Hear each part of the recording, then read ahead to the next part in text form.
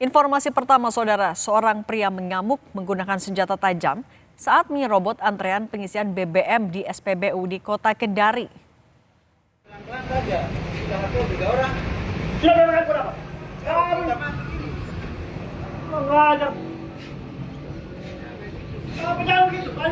Video amatir merekam saat seorang pria mengamuk menggunakan senjata tajam di sebuah SPBU di Kelurahan Wuawa, Kota Kendari Minggu siang. Pelaku tidak terima ditegur oleh pengendara lain karena menyerobot antrean untuk mengisi BBM. Warga yang emosi membuat pelaku kabur melarikan diri. Namun setelah pencarian, Polresta Kendari berhasil menangkap pelaku yang mengakui perbuatannya. Ini benar.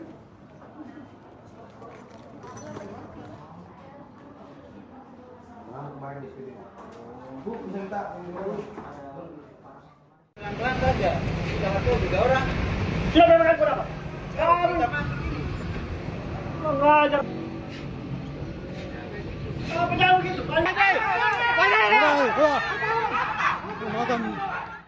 Pengisian BBM, pelaku ini mengantri. Karena panjangnya antrian, ketidaksabaran itu muncul sehingga emosi. Yang bersangkutan dari mau mengisi Pertamax, dia beralih ke Pertalite. Namun ada komplain dari para konsumen karena tidak mau antri, sehingga terjadi percecokan. Yang bersangkutan mencabut sajam.